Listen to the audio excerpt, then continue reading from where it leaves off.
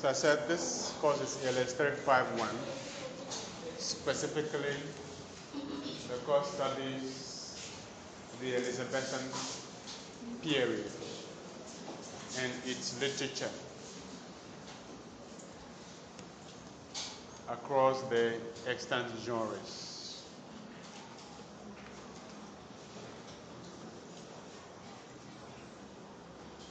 So we're going to look at the historical overview of the period, and then the major literary work and convention.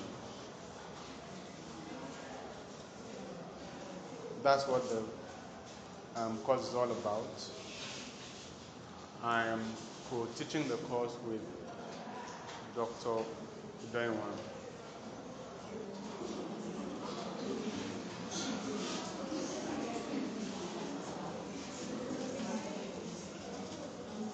You'll get the course outline later in the day, so you know the allocation of topics. So, the course covers the 16th century in English history and literature,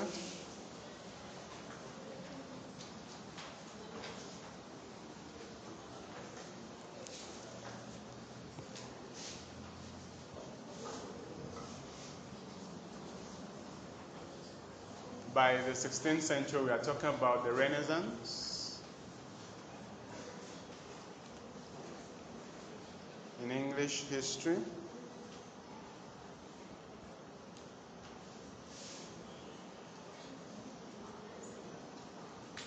First of all, we'll look at the major events and periods. The major events in the period.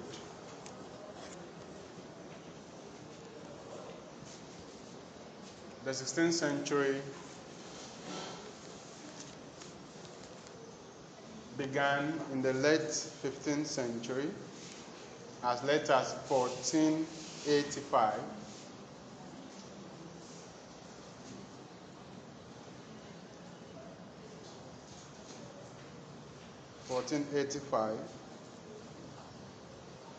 When King Henry VII came to the throne. When King Henry VII came to the throne,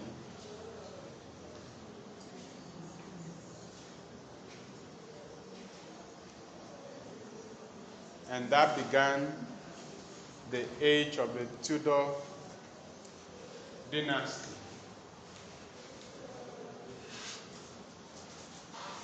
The age of the Tudors, the Tudor kings, began with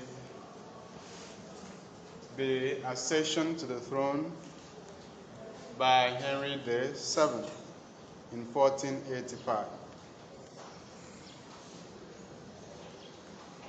Then we can talk about 1509, when King Henry VIII came to the throne.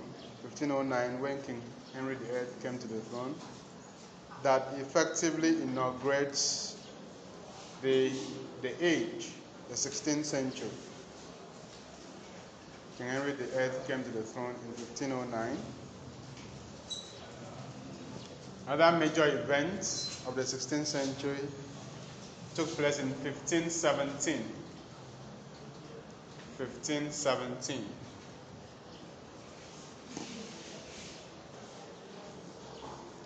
In faraway Germany.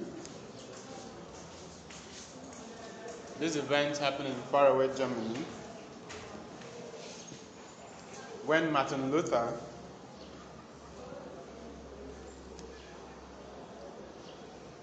nailed his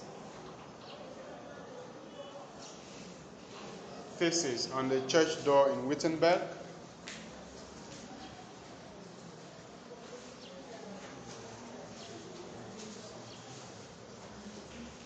When Martin Luther nailed his thesis on the church door in Wittenberg,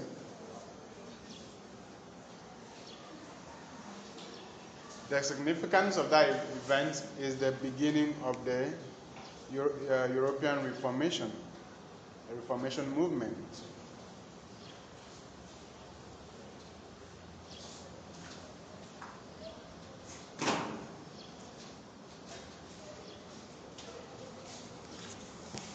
In 1517, in faraway Germany, Martin Luther nailed his 95 theses on the church door in Wittenberg.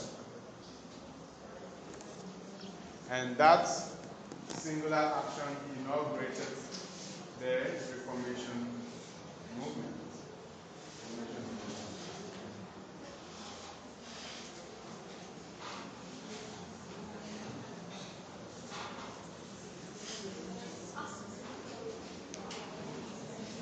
Thesis with E is plural. Thesis with I is singular.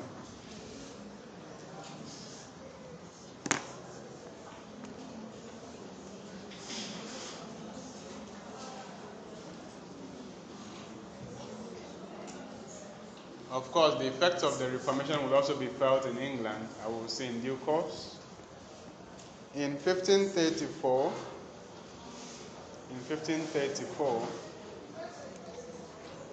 King Henry VIII is acknowledged as the supreme head on earth of the English Church. In 1534, King Henry VIII is acknowledged as the supreme head on earth of the English Church, of the Anglican Church.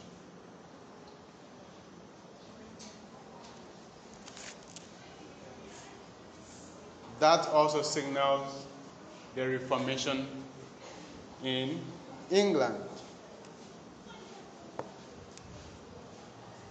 The breaking away of King Henry VIII from the Catholic Church and the beginning of the Anglican Church in England signal the beginning of the Reformation in England, or signal the effect of the Reformation in England. You must be familiar with this story. In 1557,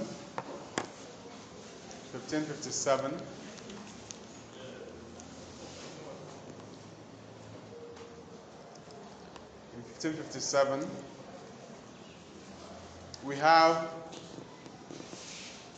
the publication of Tutell's Miscellany.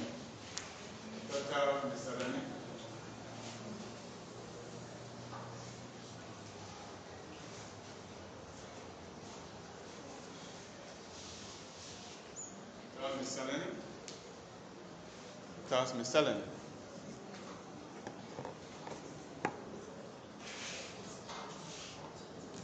It contained poems.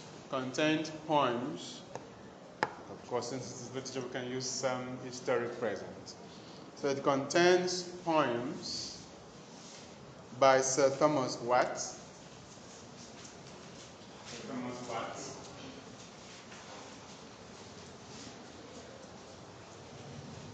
Sir Thomas Watts. Henry Howard. These are important Elizabethan writers. Henry Howard, and must mostly be sonnets. Henry Howard, also known as the Earl of Surrey. The Earl of Surrey, among other writers. Earl of Surrey. Henry Howard was the Earl of Surrey.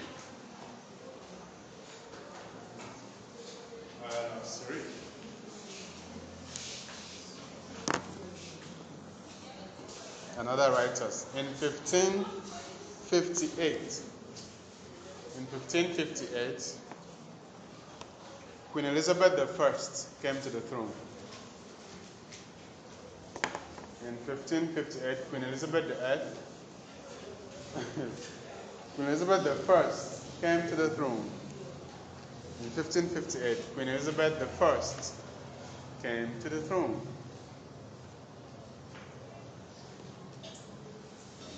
And that effectively inaugurated the Elizabethan period. Because the Elizabethan period is named after Queen Elizabeth I, the unmarried but mostly admired monarch of England.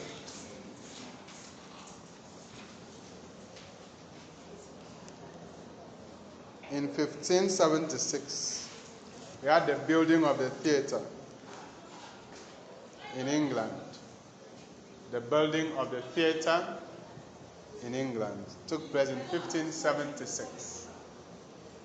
Building of the theatre in England. Theatre, a place where plays are rehearsed and acted, was first built in England in 1576. It was the first permanent structure in England for the presentation of plays.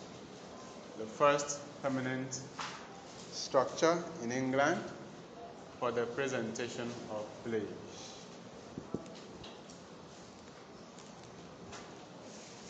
(1576). It was a great year for literature, for drama. Then you have 1588, the defeat of the Spanish Armada. The defeat of the Spanish Armada happened in 1588. The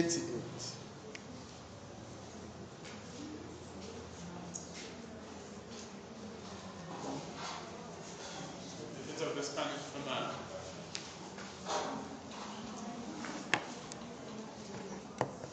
It was sent to war with England, but it was destroyed by the wind or by the storm, mostly seen as an act of God, and seen as an act of God supporting the reign of Queen Elizabeth I against our many enemies.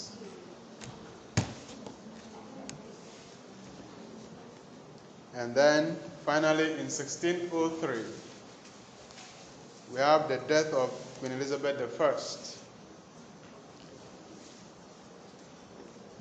We have the death of Queen Elizabeth I in 1603. 1603 is the 17th century, so we are now in a new century. 1603 is the 17th century. So we have the death of Queen Elizabeth I. She dies, and that brings the age to an end. How significant? Brings the age to an end. And after her came to the throne James I. James I came to the throne after Queen Elizabeth I died in 1603.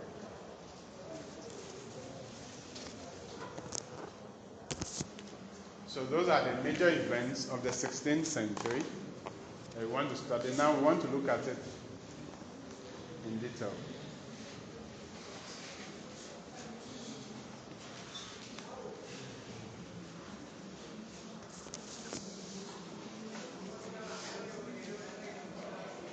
So the 16th century in England is the age of the Tudor rulers. It's the age of the Tudor rulers.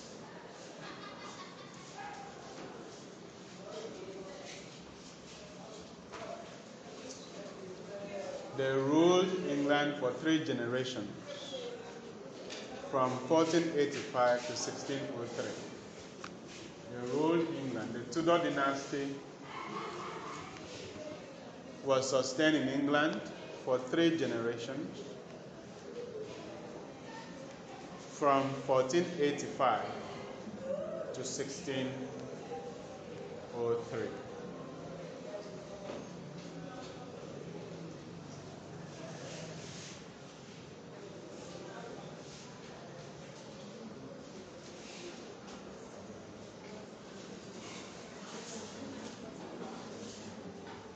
The first Tudor monarch was Henry VII.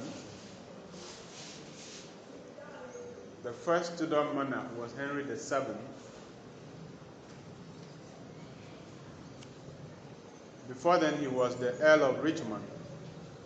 Was the Earl of Richmond.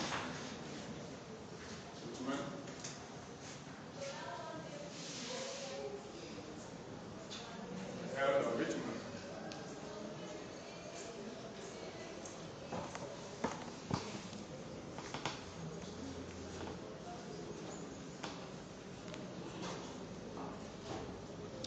King Henry VII won the crown by defeating Richard III at Bosworth Field. By defeating Richard III at Bosworth Field.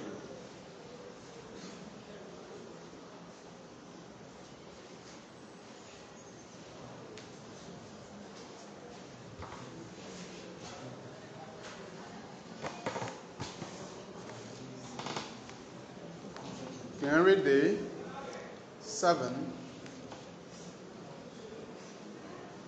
won the crown by defeating Richard III at Bosworth Field. This victory brought to an end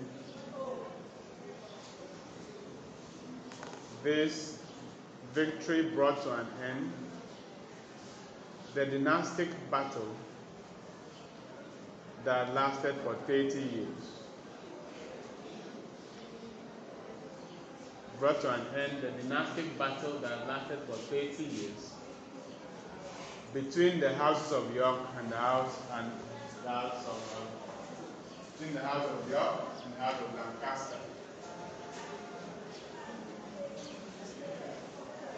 So York,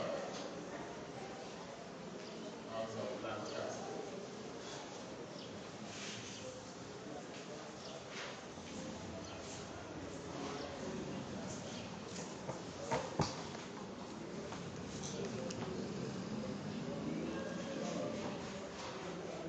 The winner was Lancaster, House of Lancaster, because that's where Henry VII came from.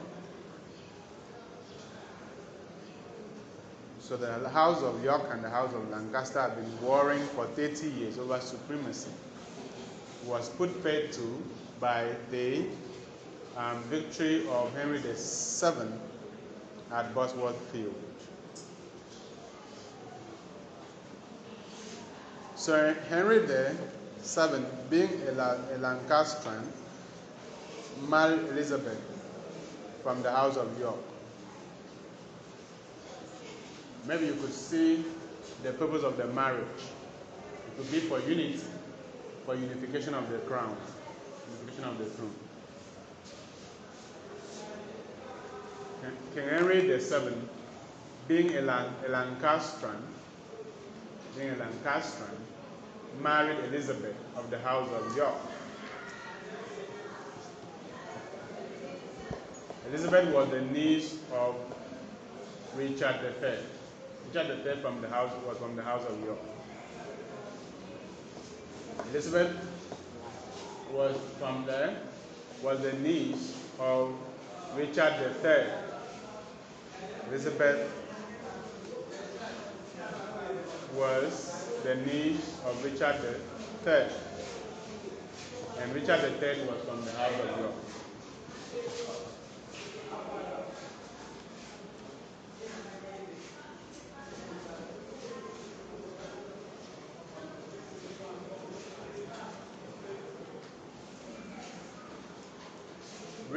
Henry VII was able to unite England through this marriage and through the support of the barons, the local chiefs, the local leaders. Mostly because the barons were not rich enough to oppose him. To oppose a leader, you need to have some economic means. They were not rich enough to fight him. They were not rich enough to fight him.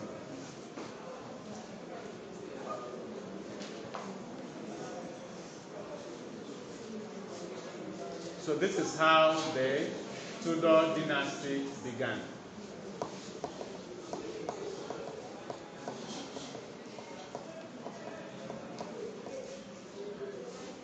One important event at this time was the discovery, in quotes, you know how this, the Europeans discover places, right? Was the discovery of America. The discovery of America by Columbus. Christopher Columbus discovered America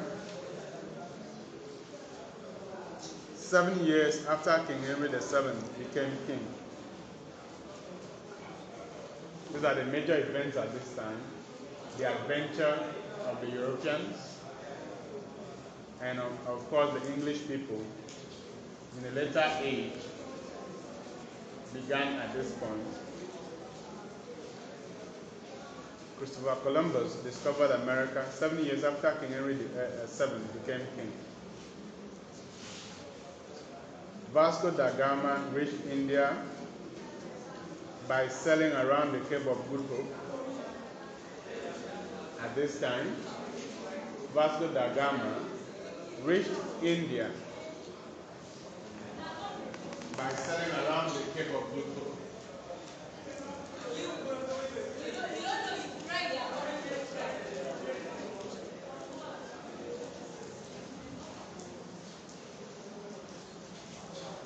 Cape of Good Hope.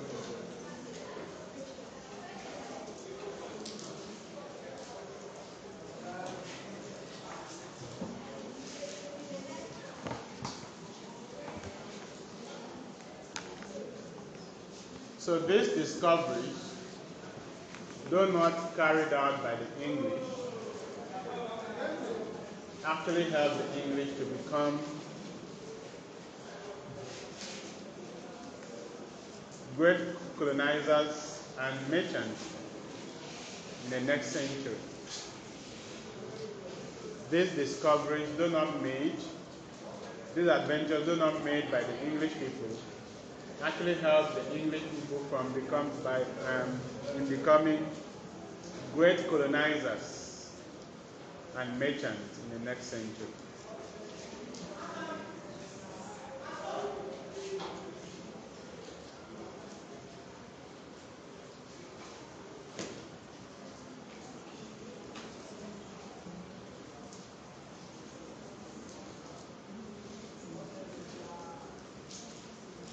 So the adventurous spirit that we normally notice among English people began at this time. They were motivated to go out with the other Europeans to look for other lands, as far as America and the Caribbean and Africa.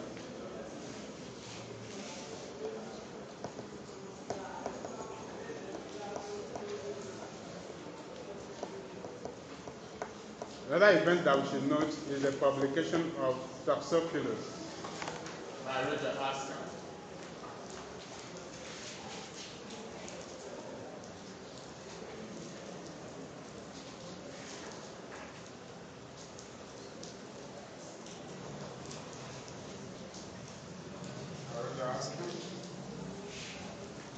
The work advocates the use of the vernacular in literature and in general life.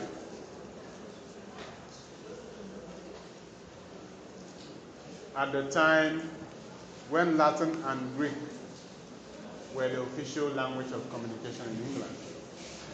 Toxophilus advocates the use of vernacular. In this case, vernacular is English. So you see that there was a time when English was a vernacular. All right? And languages like Latin and Greek were considered official, important languages. So now in our society, to speak vernacular is to speak your indigenous language, and English is now the lord of the languages.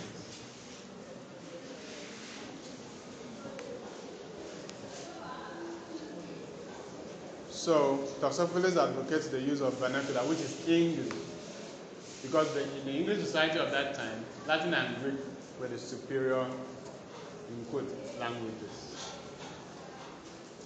In fact, Ascam confesses that it was easier for him to write in Latin and Greek than in its vernacular.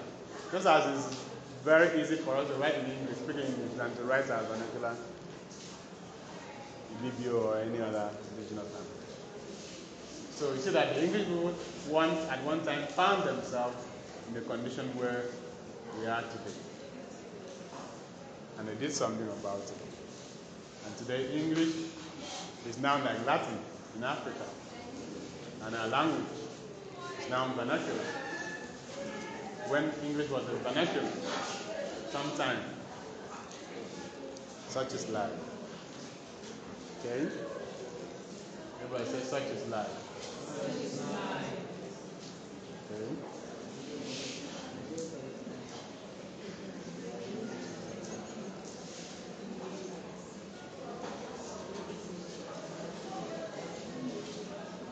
Another person that supported the use of the English vernacular,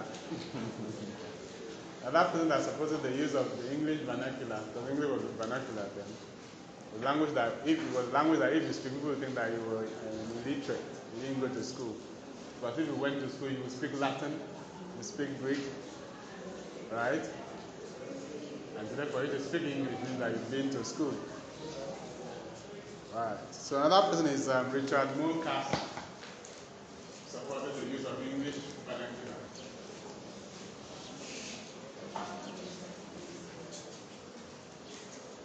So we're talking about how the English people surmounted that language problem to embrace the use of the language in communication, in writing literature, so that they don't use the language of the Greek colonizers and the Roman colonizers.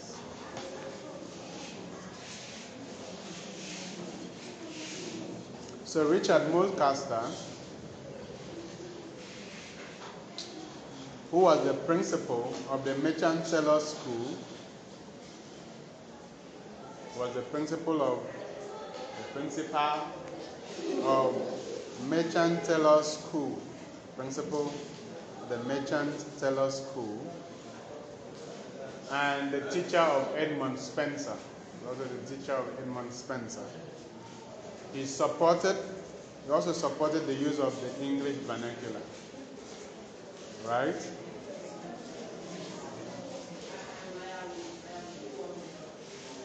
Also supported the use of the English vernacular. At one point, he was quoted to have said,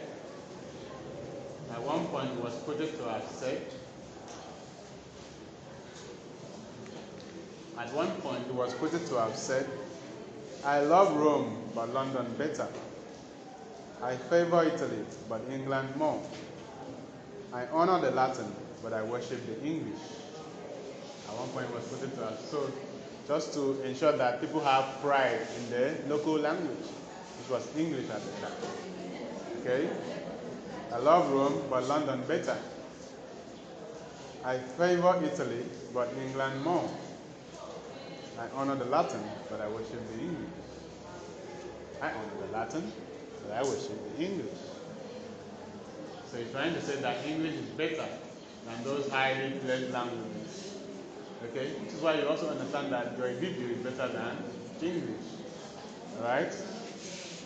You get it? I love Rome, but London better. I favor Italy, but England more. I honor the Latin, but I worship the English. That was the famous quote of Richard Mulcaster.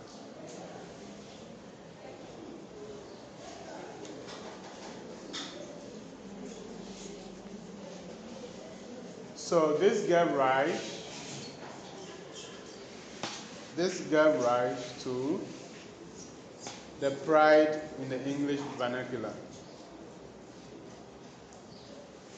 Statements like this, writings like this, gave rise to the English vernacular, and gave rise to pride. Many people have pride in the English vernacular. That's what I meant to say. Made the people of England to have pride in their language, and because of that, they started translating the great works of the time into English.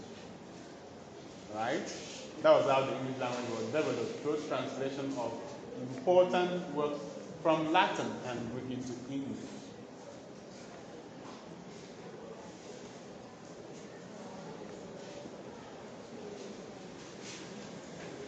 The pride that the English people had in their vernacular made them to translate important works from Latin and Greek to English. And that was how the English language was developed.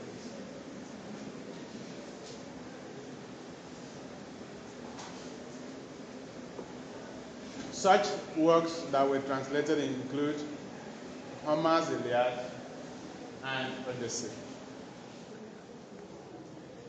Homer's Iliad and Odyssey. Now, these are epic poems. These are epic poems. Homer's Iliad and Odyssey. Remember, we are talking about, at this point, we are talking about Renaissance influences in England. So it is this Renaissance influence that allowed them to study Greek and Roman literature and other works, right? But because they had pride in their vernacular, they now translated these works into English. And that was how the English language grew.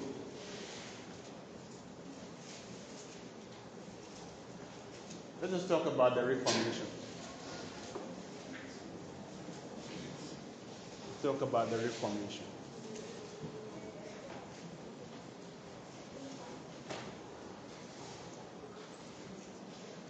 The phases of the Reformation movement in Europe at the time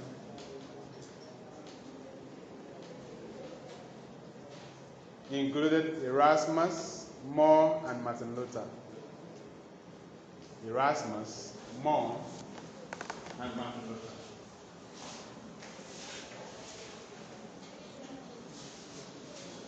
Thomas More and Luther were the faces of the European Reformation.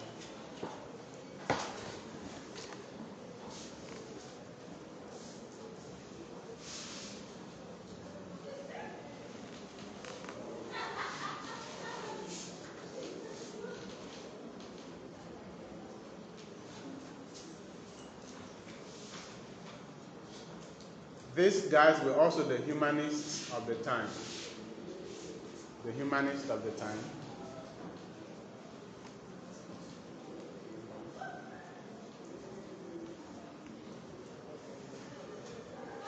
Luther is a well-known Reformation figure. I think More died defending the Catholic Church against Reformation politics.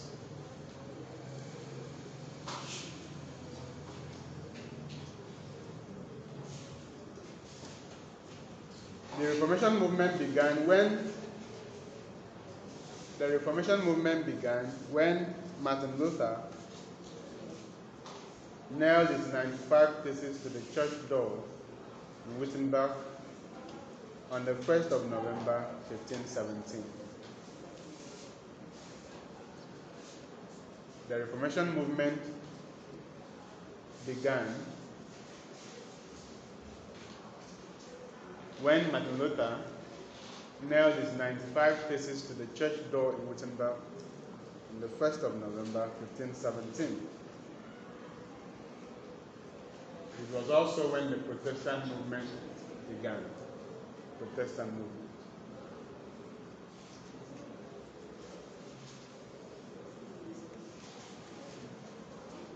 Also when the Protestant movement began.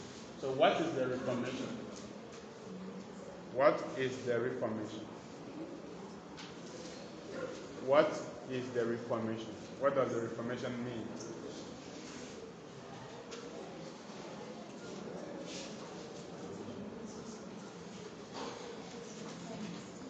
The meaning of the Reformation depends on who you ask.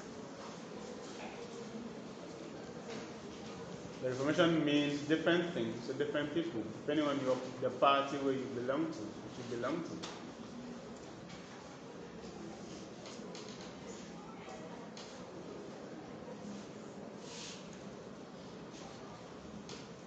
For those who supported it, the Reformation was a return to pure Christianity, the cleansing of the church of all forms of corruption and idolatry that are accumulated over the years. So Reformation means cleansing of the church to the supporters of Reformation, returning the church to pure Christianity, old-time religion. Right? Ridding the church of all forms of corruption and idolatry that are accumulated in the church over the years.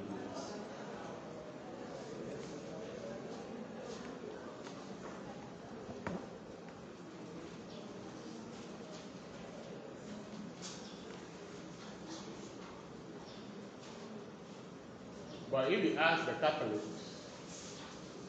those who were against it,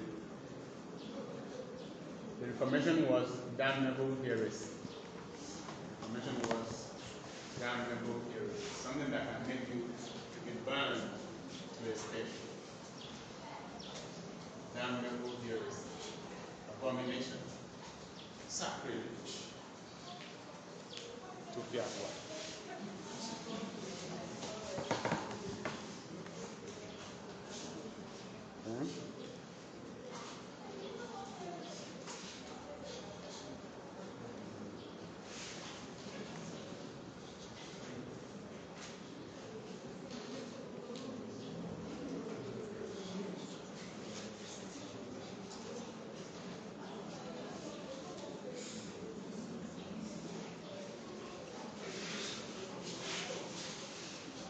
From the point of view of those who came after,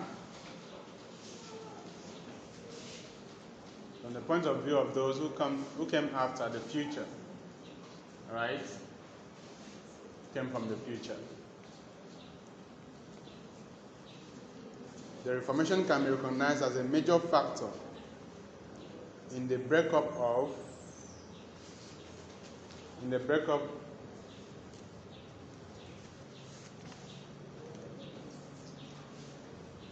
the Western Christendom. Major factor in the breakup of the Western Christendom, because before now there was only one church, and which church was that? The Catholic Church. But with the Reformation, we had two types of Christians: the Catholics and the Protestants. And this division is still maintained till today, right? Just that we have so many groups now in between each of them.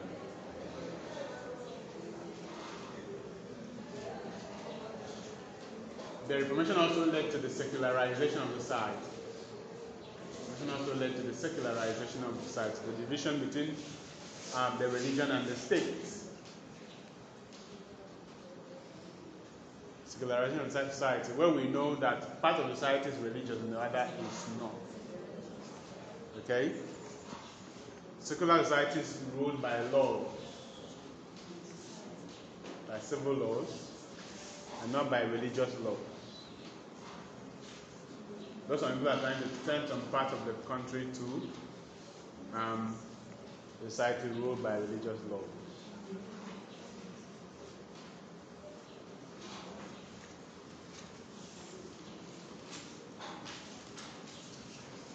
The Reformation also brought about the establishment of state governments that function over the church.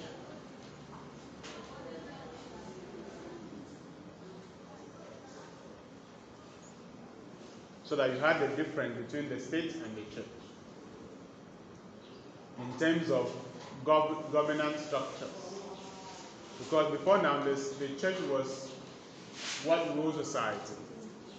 Its laws and rules, the the most important member, the highest member was the Pope. The highest political figure at the time was the Pope, and he ruled over the king. But after the Reformation, you now had a separation in such a way that you had the state and you had the church. But the state had more powers from this point over the church.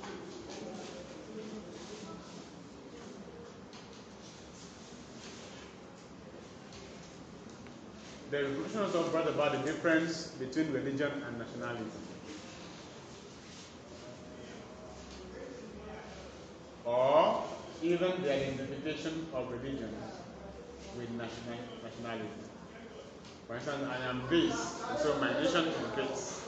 I am this religion, so my nation has to be this. Alright? So identification of religion with nationalism is also a mark of the Reformation.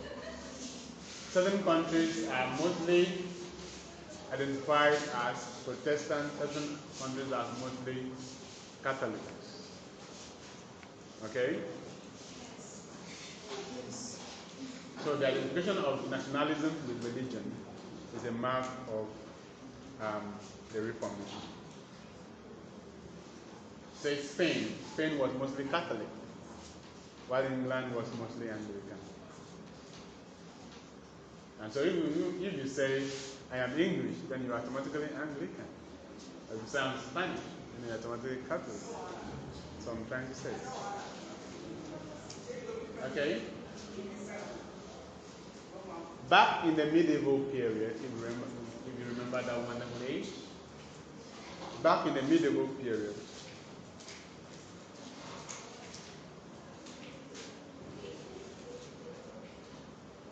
the people have seen the Catholic Church as a universal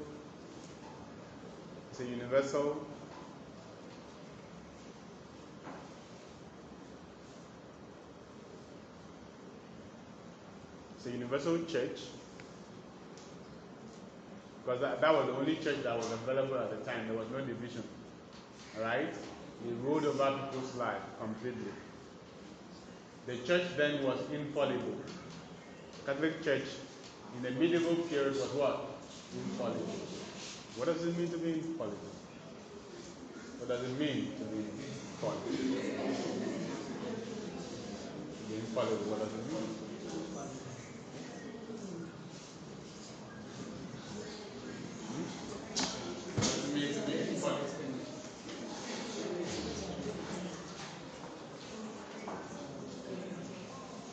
Right?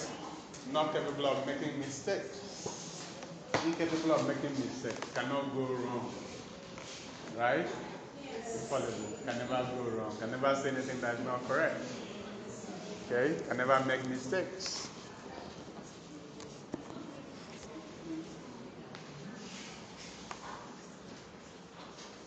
Can never do anything wrong. Whatever I say is correct. So the Catholic Church was infallible in the eyes of the medieval people. Okay? The church then was omnicompetent. It had the structures to regulate all aspects of everyone's life. In the medieval period, the church regulated every aspect of the individual's life: marriage, how you eat, what you eat, how you walk, how you dress.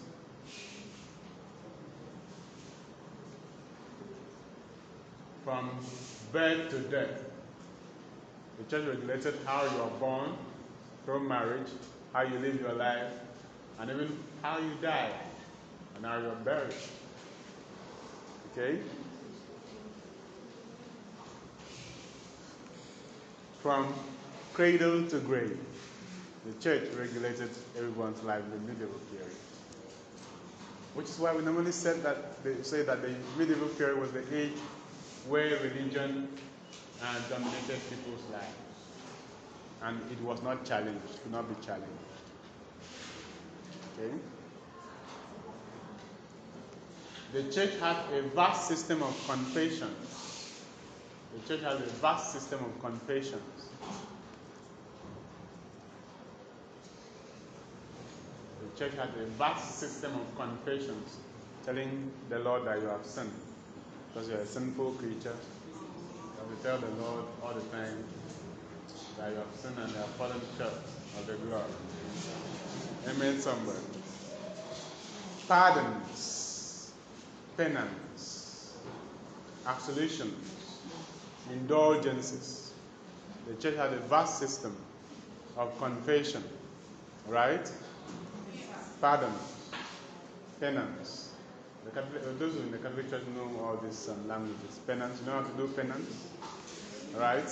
You know how to do penance. Okay? You become very sad. So you might not eat because of what you did. You understand? You did something and the priest said, go and do penance. Okay? You might fast. You might refuse to laugh or smile. Okay? Absolution, forgiveness, meaning that you have absolved from whatever you did. So, okay, my daughter, I know you did this, so the Lord has forgiven you.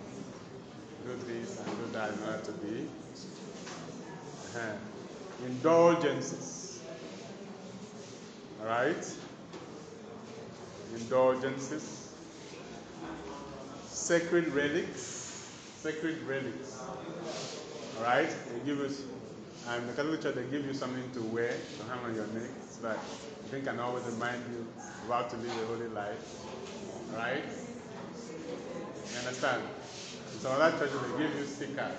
When you look at the sticker, that's a way of, reminding you, maybe protecting you, sacred relics, apart from the Bible, Papa's books, can also serve as holy relics. They can give you ketchup. Sometimes they give you ketchup, white ketchup. It's not ordinary ketchup. This one has been blessed. You understand? And so you use that. So if you are in a place that you don't like, you remove the ketchup and, maybe wipe your face or clean your desk before you sit down. That's protection. Alright, sacred relics. It could be in the form of cross, right? That the cross must not be allowed to fall. You can fall, but the cross must not fall. So you protect it at all costs. Okay? Because it's sacred. Then a wide array of ceremonies. Alright? To keep the people in check. And most of these people were illiterate. Right?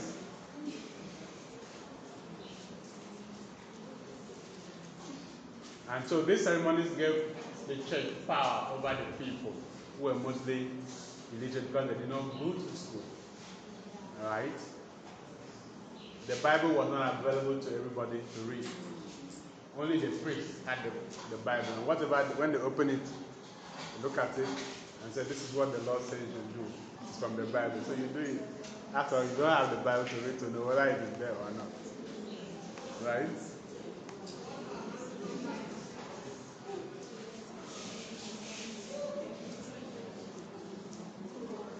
So the one that was outstanding was the indulgences, where you have to pay for your sins to be forgiven. A certain amount, you pay a certain amount, depending on the gravity of your sin. Okay? And that will be used to forgive your sin. So you say you did this, you murder someone. You murder someone? You know what that means? You need like 50 pieces of silver. Alright? So when you pay that, your sin is forgiven. The church used this money to build important buildings all over the place. Alright? From the illiterate people. And it's one of the things that Martin Luther said, no, that this is not biblical. I have been privileged to be a priest, and I have this Bible that all of you have. I've read it. I didn't say these things because asking people to pay to be saved. Right? Because salvation is free, right? Salvation not free?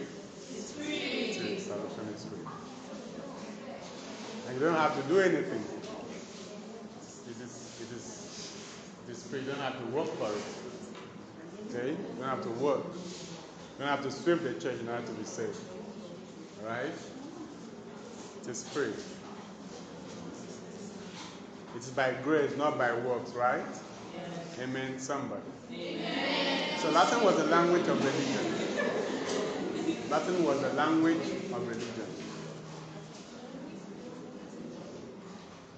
Latin was the language of religion and administration. Latin was the language of religion and administration.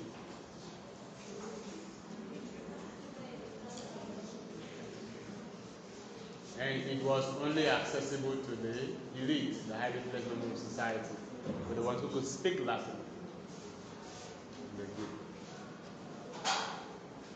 So they even brought it here when they became colonizers.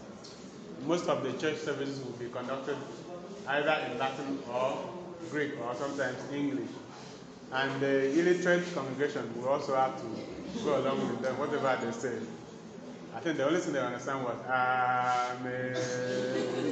When it was time to say Amen. So whatever they said after that, they understood. Okay?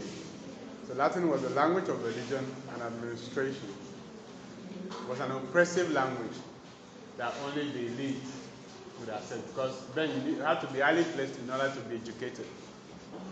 You didn't have money, you couldn't go to school. You couldn't be educated. So, against this background, the Reformation advocated, those who believe in the Reformation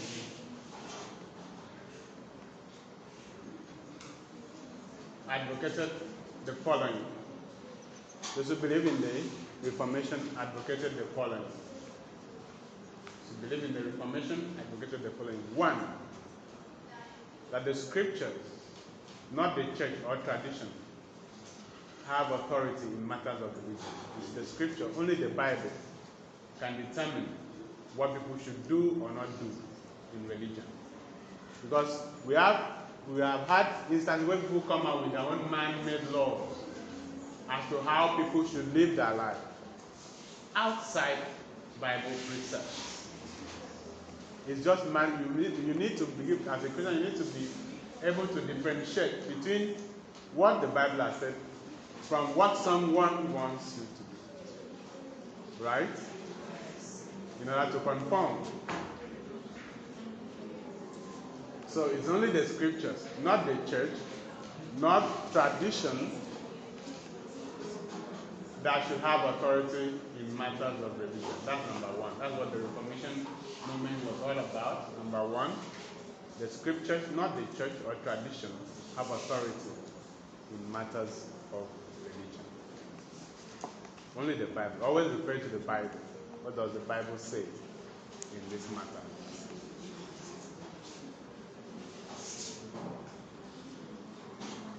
Two, only God's grace and personal faith, not good works or religious practices, can effect a Christian salvation. Very important to the Reformation movement. Only God's grace. We are saved by grace, not by works. Only God's grace. Right? And personal faith. How you believe. Believe in God. That's when they say, believe, He will save you. Believe on the Lord and He will do what? He will save you. Right? Believe. Only God's grace and personal faith. Not good works or religious practices can effect a Christian salvation. So if you like, go to church 100 times a day. If you don't believe in the finished work of Christ, and if you don't believe that it is through grace that you are made holy, your righteousness will just be filthy wrath in the sight of God. Amen, somebody? Amen. So that's how it works. So point 2. Only God's grace and personal faith, not good works or religious practices, can effect a Christian's salvation. Number 3. Only the enlightened individual conscience, not priests, not ministers, can determine what an individual must believe and do. Only the enlightened individual conscience, not priests. The conscience, an enlightened conscience is the conscience that has been told the truth of the gospel. All right? Regarding his situation, his state. That's the enlightened conscience. One that has been told the truth of the gospel regarding the person's state. Not priests or ministers can determine what an individual must believe and do.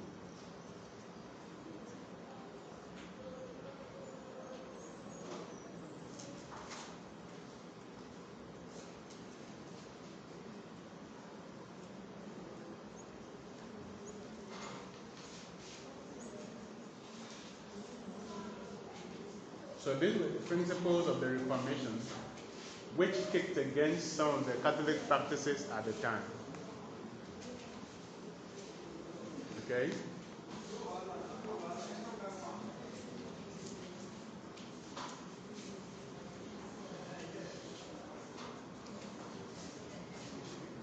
So mind you, the Catholic Church has changed over the years, and they now believe in most of these principles, right?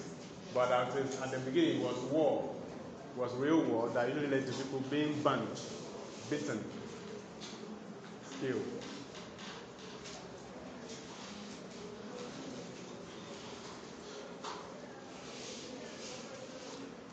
So, the Protestants in Germany were the Lutherans. Who are the Lutherans? The followers of Luther. In Rome, Geneva, they were the Calvinists. We come across the term the Calvinists. Those who followed John Calvin. We also had John Wycliffe as a major Protestant figure.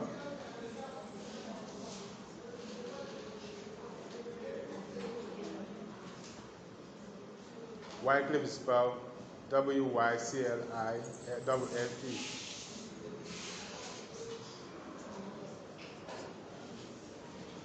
These are the Lutherans, the Calvinists, the Lollard movement, all opposed the Catholic teachings at the time, some of the Catholic teachings at the time. Back in England, Henry VIII was first a Catholic. Henry VIII was first a Catholic, a staunch one at that. At the beginning, he was a staunch Catholic. He even defended the Catholic Church against Luther at one point and wrote a book against Luther that made the Pope to give an award as a defender of the faith.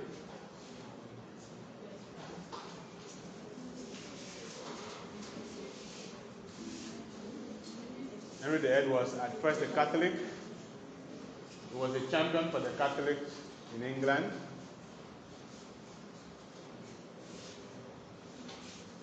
He was awarded the title Defender of the Faith by Pope Leo X for writing a book against Luther. He was given the title Defender of the Faith by Pope Leo X for writing a book against Luther. So how did Henry now become a major Protestant figure in England? Because he was the one who broke away from the Catholic Church, the monarch who broke away from the Catholic Church. He was the English monarch who broke away from the Catholic Church and started the Reformation movement in England. So Henry VIII is a Reformation figure, the face of the English Reformation. So what happened? It was for personal reasons. It was for selfish reasons. This is why I normally say that the personal is the political. Where I say the personal is the political. The personal is the political. Alright?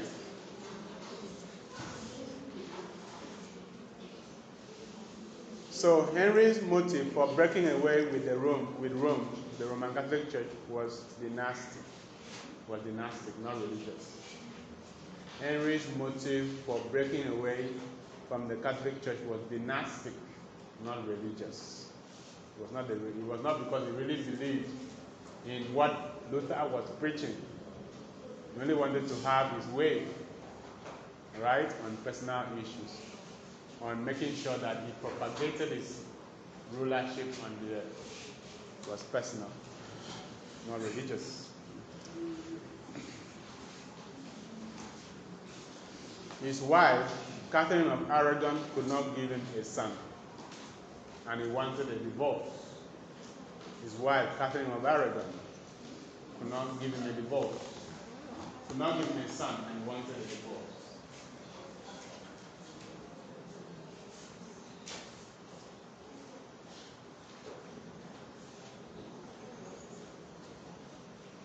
His wife, the wife of Henry VIII,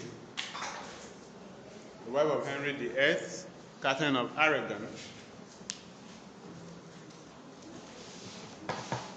Spanish queen, could not give him a son, and he wanted a divorce so that he could marry that woman that would give him a son. You get it?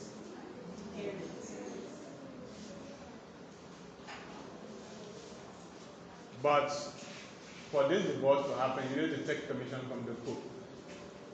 You need the Pope to help to divorce, separate the marriage, annul the marriage so that he can remarry. The Pope refused. The Pope refused.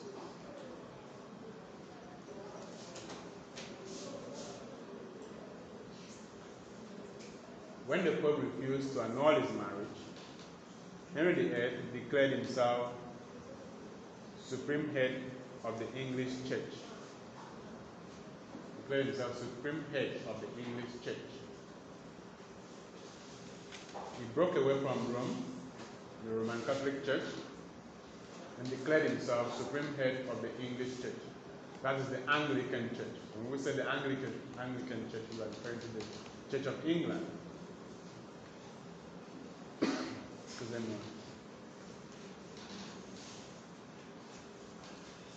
So he needed an oath of allegiance to affirm his right to that role. He needed an oath of allegiance to affirm his right to that role, the role as the head of the English Church. An oath of allegiance.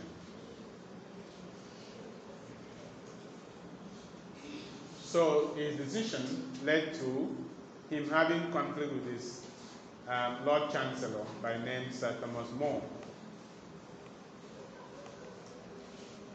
This decision led to Henry VIII having conflicts of belief with his Lord Chancellor by name Sir Thomas More. He resigned, Thomas More resigned, and was eventually beheaded on the orders of the king for refusing to sign that oath. Thomas More resigned as Chancellor, refused to sign the oath because he was a staunch Catholic, just like the king was. But now the king, for personal reason, has changed. Becoming Protestant. And More says, I believe in what I believe. I cannot do anything, even on pain of death. And so he was killed for his belief. The king beheaded him, even though they were not just, they were friends. They were friends. Which is why politics is dangerous. Thomas More and Henry VIII were friends, actually friends, but separated by politics. So one had to die for his belief.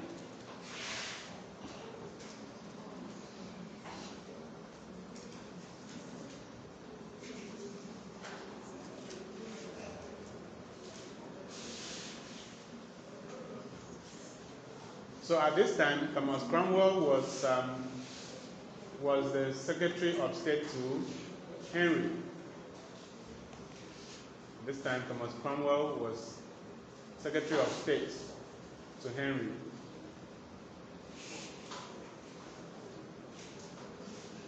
What he did was to dissolve the monasteries, the properties belonging to the Catholic Church assets in England. He dissolved them and distributed these properties to the churches, the powerful churches, so that they would support the king. That was economic, right? That was economic. Boiled down to economic. Money. Cash is changing hands. Thomas Cromwell then was the Secretary of State to Henry. He dissolved the monasteries, what I would call Catholic assets in England at the time, and redistributed them to the churches, church properties given to the powerful gentlemen of the time. So this made them to support the king in this matter. That's how governments buy supporters. Okay, from the rank and file.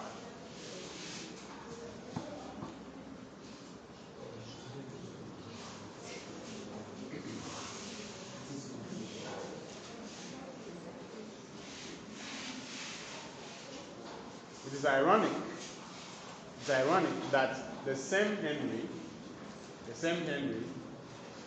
who persecuted, banished, and murdered William Tyndale for translating the Bible in 1536,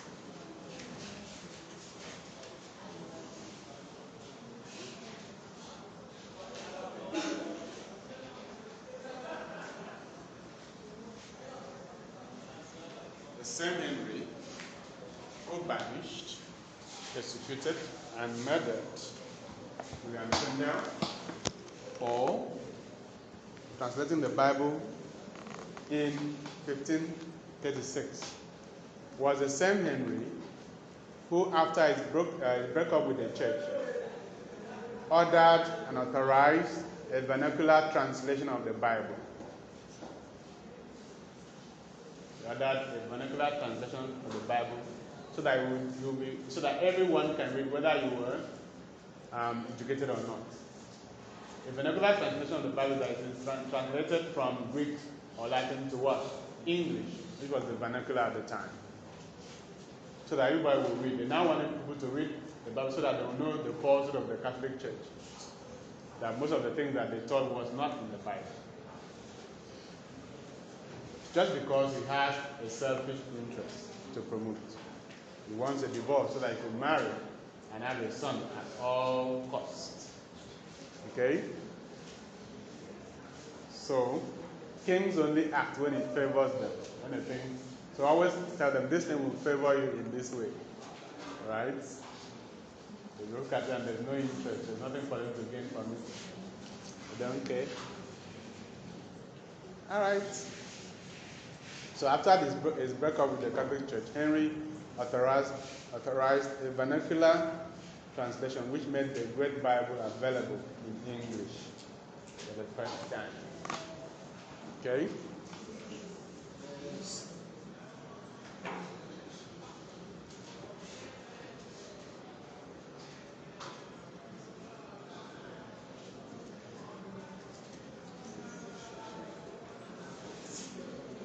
So, after Henry had his way, he was able to marry 6 wives. Henry married a total of 6 wives. After he had his way, it's like the Pope was holding him back.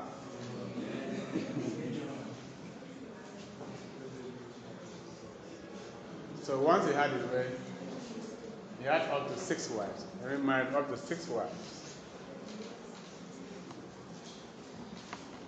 Okay?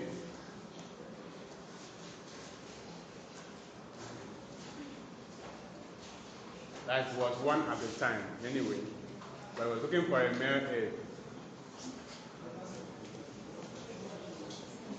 This was the time, in fact, if you marry this wife now and you are an elder in the church, it will be a disaster. People will just wonder whether you're a true Christian or not. But even then, because Henry was a king, he was powerful, he had money, he had everything.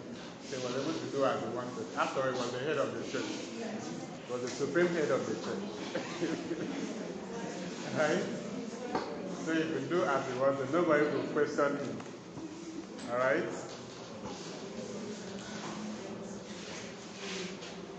He was the pope of his own church.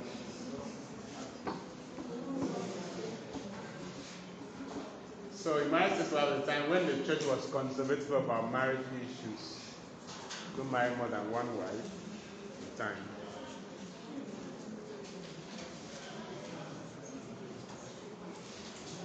So the first wife was Catherine of Aragon.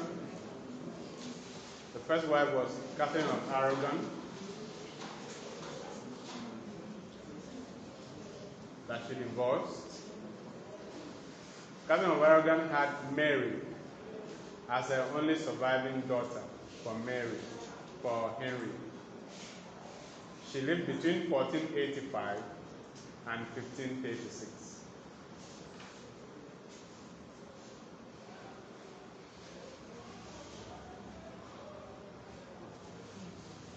She had Mary in 1516 for Henry, the only surviving daughter, but Henry wanted a son.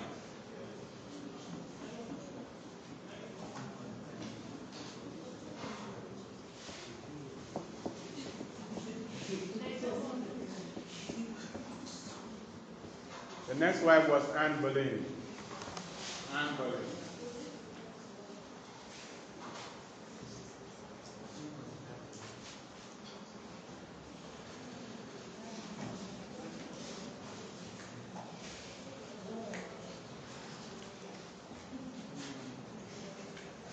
The next wife Henry married was Anne Boleyn. She bore Henry a daughter by name Elizabeth. She bore Henry a daughter by name Elizabeth.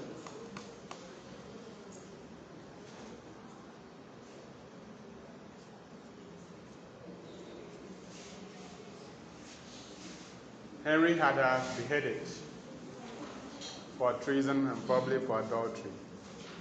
Henry had her beheaded. She was beheaded on the orders of Henry. Then the woman was the property of the husband, and she could be dispensed with at any time without anybody questioning.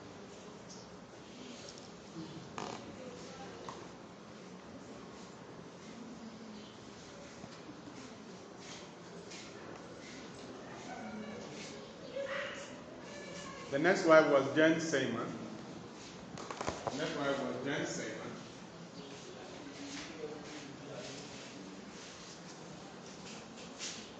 So that's why when you read this poem, my last purchase, that's the theme that's depicted. And a tyrant husband who can dispense with the wife, control all her life, does not allow her to speak, can have her killed at the slightest suspicion of what? Adultery. That's what is depicted in my last purchase. Okay? Jane Seymour, 1508 to 1537. This one died after giving birth to a male heir. She was the first woman to bear Henry a son by name Edward VI. She died after giving birth to Edward.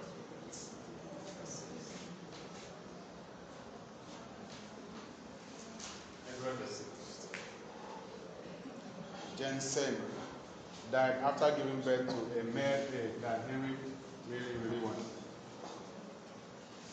The name of the child was Edward. Edward. The next wife was Anne of Cleves. Anne of Cleves.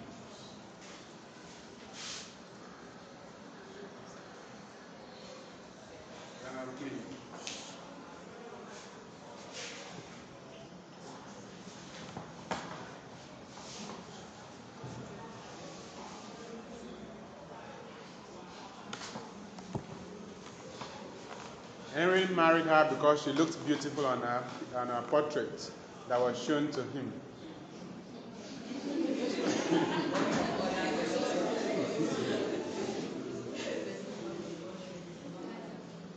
When they showed Henry the portrait, Henry fell in love immediately and said he was going to marry her. They should bring her for the marriage rites. Instead of waiting to actually see whether the portrait is true or not. Okay? But in real life, the woman is very ugly.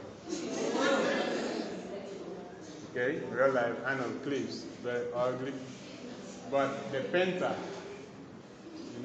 made her beautiful. And they played Henry a trick by showing him the picture first. Okay? So by the time she arrived, it was too late for Henry to stop the marriage. Okay? It was too late for Henry to stop the marriage.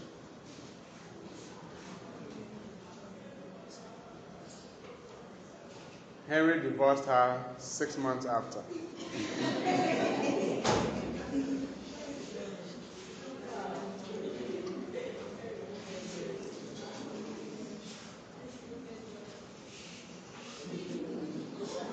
What's a man? Then you have Catherine Howard. Catherine Howard.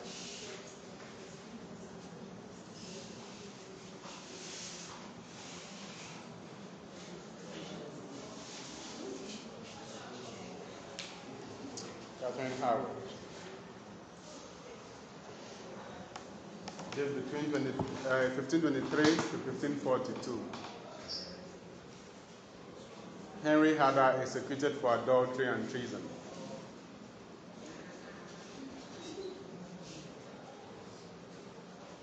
Henry had her executed for adultery and treason.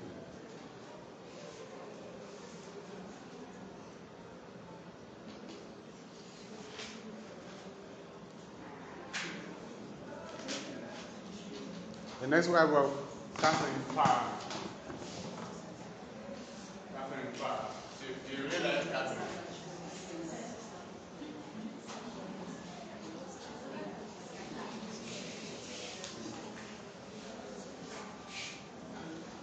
(1512 to 1548). This is the only woman that outlived Henry. She outlived Henry. She outlived Henry.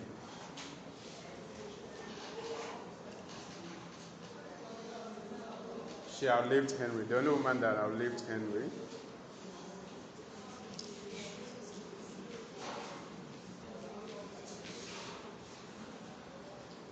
That means she was alive by the time Henry died. But she had a fair share of Henry's tyranny. She had a fair share of Henry's tyranny. She was arrested for having interest in Protestantism, but never executed.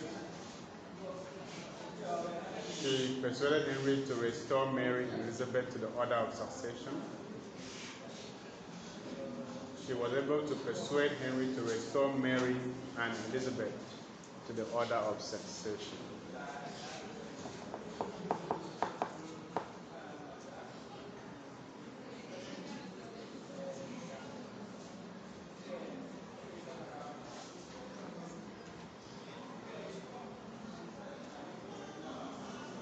So when Henry passed away, Edward VI came to the throne.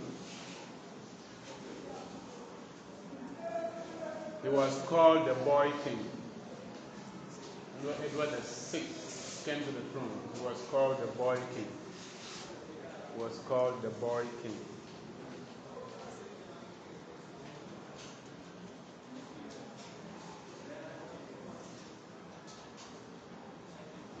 Because he was very young.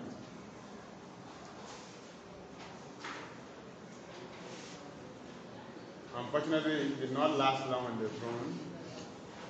He only ruled for about 6 or 7 years.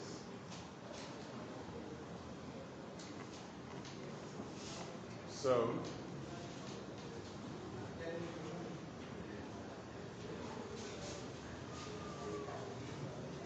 he only ruled for about 6 or 7 years. He ruled between 1547 and 1553.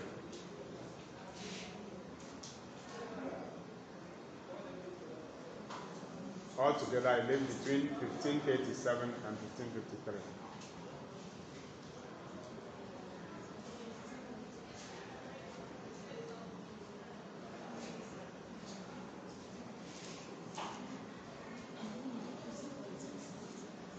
He was Protestant.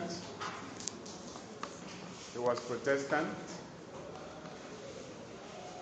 Edward VI was Protestant. In his short rule, in his short reign, he was able to solidify the Protestant movement in England. He was able to solidify the Protestant movement in England.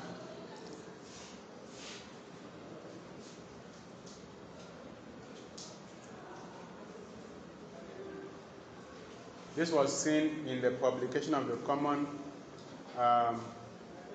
Book of Common Prayers in 1549. The publication of the Book of Common Prayers in 1549.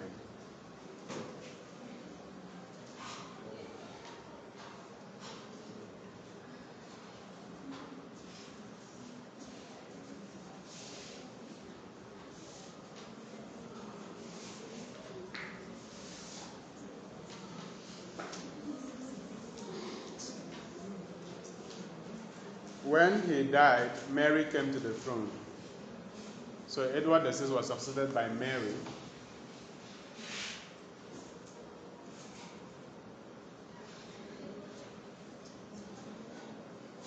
The daughter of Catherine of Aragon. She was Catholic. She was Catholic. After all, the mother was Catholic. And while the king abandoned her with the mother was teaching her Catholicism. When Henry should have picked the child to teach her Protestantism, and she abandoned her because she wanted a son. So the mother indoctrinated her with extreme Catholic teachings. So she was a devout Catholic.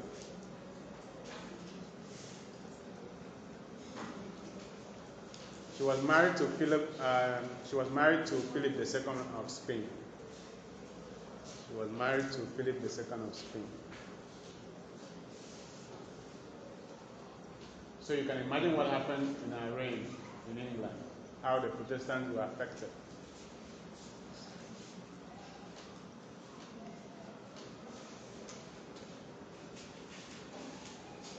So during her reign, leading Protestants either fled to the continent, that's Europe, or were burned at the stake as heretics.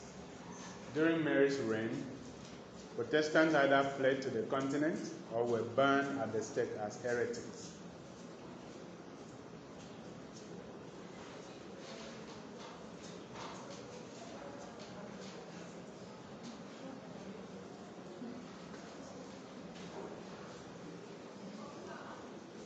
She ruled a deeply divided nation with opposition from all sides.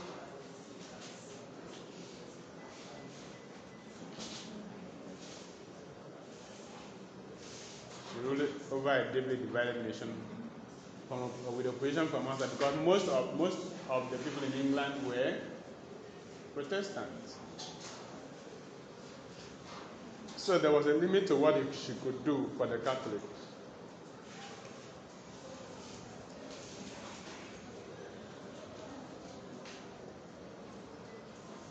Unfortunately, she had no heir. And when she died in 1558, another Protestant monarch came to the throne. When Mary died in 1558, another Protestant monarch came to the throne in the person of her half sister, Elizabeth Tudor. So Elizabeth came to the throne after Mary.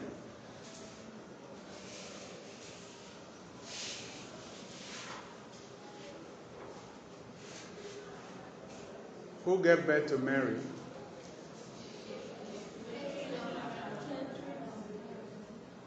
Who gave birth to Elizabeth? Who gave birth to Elizabeth? Huh? Anne Boleyn. Anne Boleyn gave birth to Elizabeth. So you need to know these relationships. He was Henry's second wife.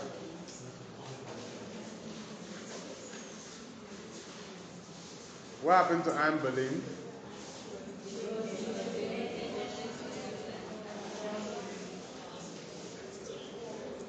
Okay. So it is this particular queen that we want to talk about in Elizabethan literature. We want to see how she came to the throne. Okay, how she emerged. It is our reign that we call Elizabethan age, Elizabethan era. So Queen Elizabeth established the English church in terms that were acceptable to the majority of our subjects.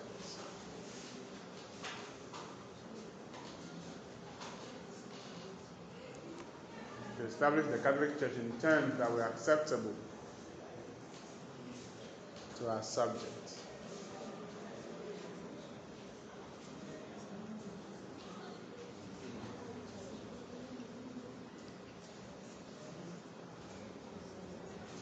Queen Elizabeth I ruled between 1558 and 1603. She ruled between 1558 and 1603.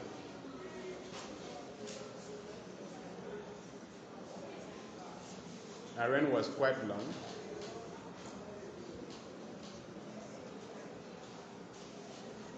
She was a political genius, seen in how she managed the conflicts of her time, the conflicts of religion and politics, the conflict between the Catholic and the Protestant. She was a liberal monarch who tried to appease all the parties.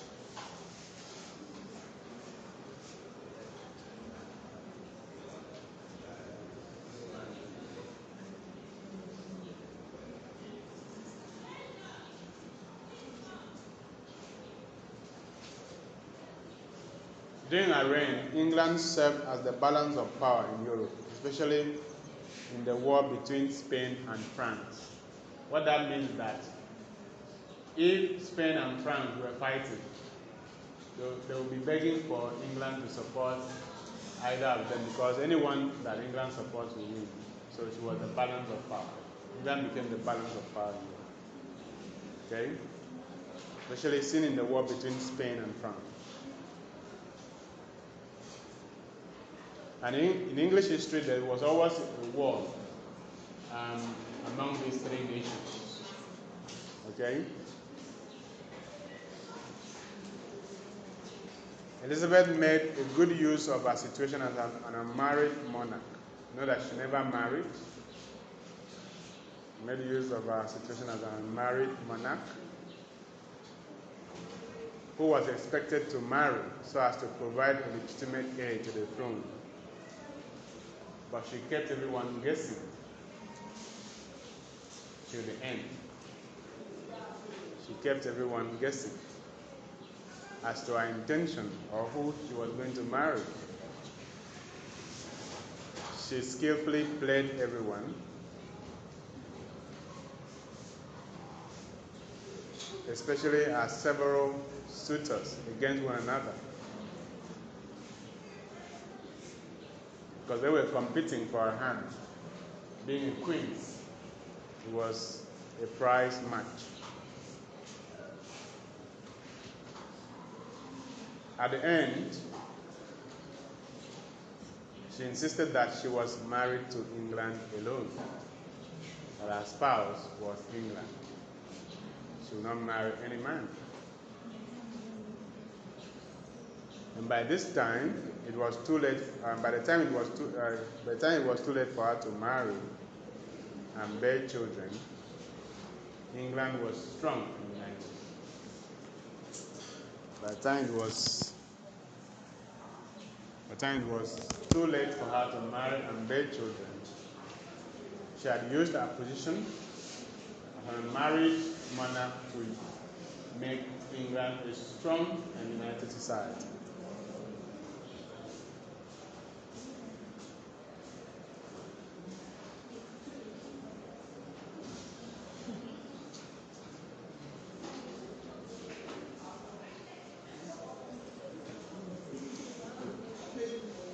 Elizabeth faced many oppositions in her reign, in her time.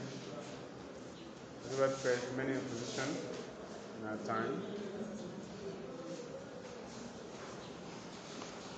principally from Spain.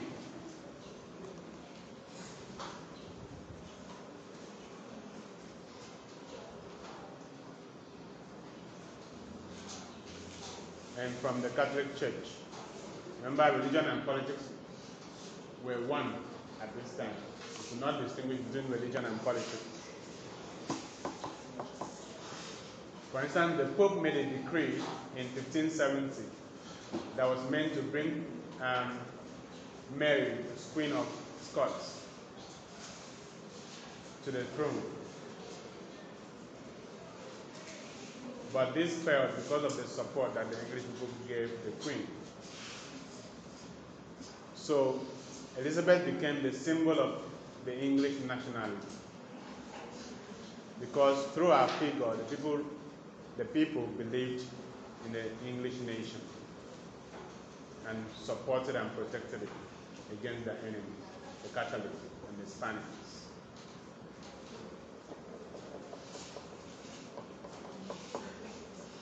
In 1588, we had the destruction of the Spanish Armada by a violent storm, which was seen as an act of God, and an act of God supporting the mandate of Elizabeth. The fleet was sent by Philip II of Spain to destroy England, but it was destroyed by the storm.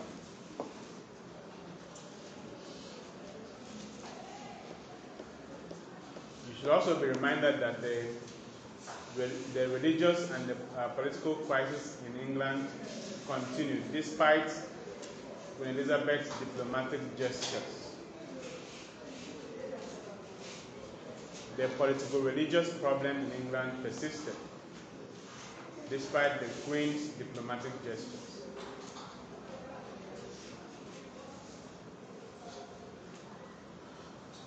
In the end, she had to order the execution of Mary so as to stop the Catholics from fighting her, from rebelling against her.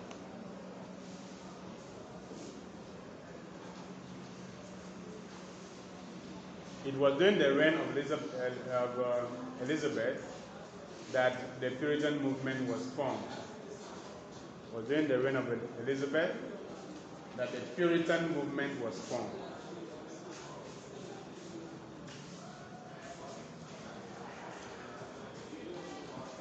They were made up of those who returned, the exiles who returned to England after the death of Mary, the former queen. So they had seen Shege in the hands of Mary.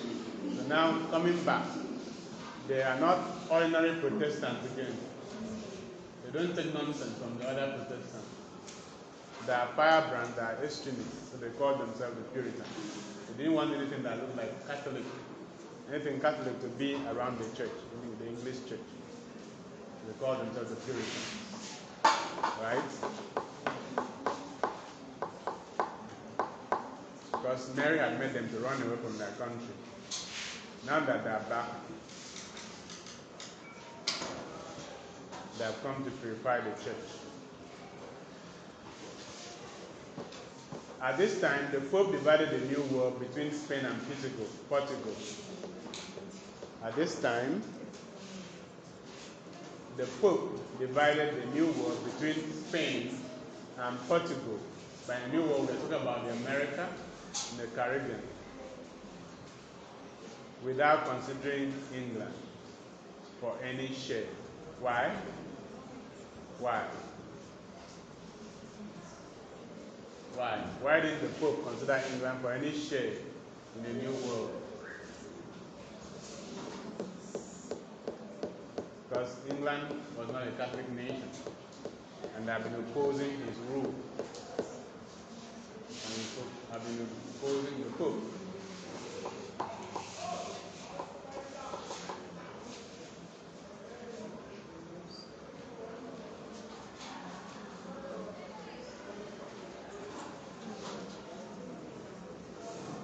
So at this time, there was the founding of the Company of Merchant Adventurers. Company of Merchant Adventurers. Write that in capital initial. There was the founding of the Company of Merchant Adventurers for the exploration of Asia and North America.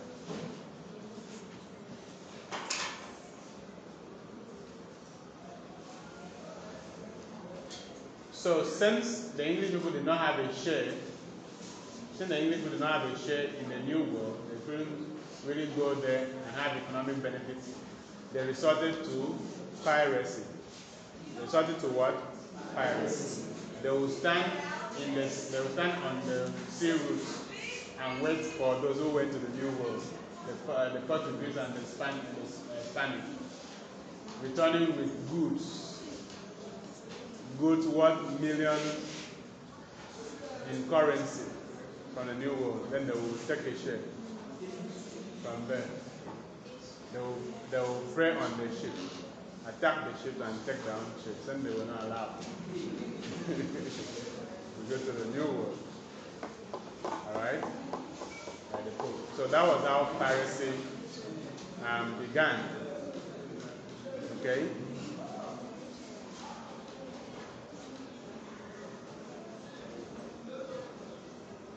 So these merchant adventurers would form themselves into pirates who preyed on Spanish ships that were returning from the New World, laden with gold, goods, and other treasures. So even the government invested in these adventures. Even the government of the Queen invested in these raids.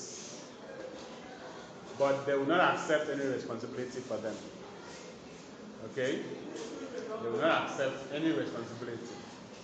But they invested because they knew that there was a lot of money in it. But they will not officially claim that they were the one who sent those pirates to the sea to prey on the ship. There was a case of one Francis Drake who returned from his raid with £1 million in treasure. There was one Francis Drake who returned from his raid with £1 million in treasure. He didn't go to the New World, he just stood in the water and raided the ships coming back, and he came home with goods worth £1 million in treasure. And he was knighted by the Queen. He was knighted by the Queen on the deck of his ship, the Golden Hind. He was knighted by the Queen on the deck of his ship, the Golden Hind. Ship. Is there any problem? The Golden Hind. Hind is spelled H-I-N-D. H-I-N-D.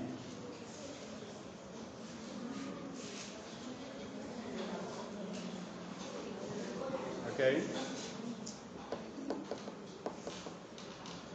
So Elizabeth ruled for 45 years.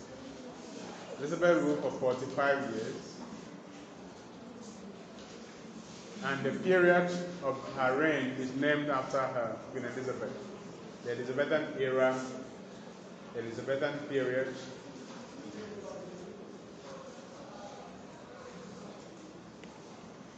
She was noted for patronizing writers. She was noted for being a patron for literature and the arts. She was a patron of literature and art. He patronized writers like Sir Christopher Halton and Sir Walter Raleigh.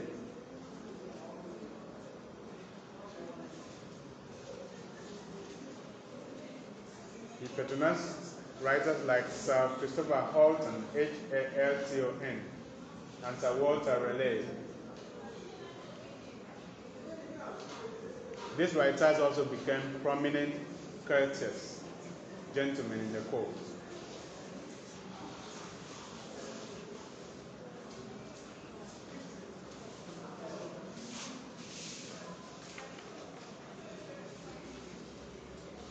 Okay, so let's just stop there. When we come back, we'll continue.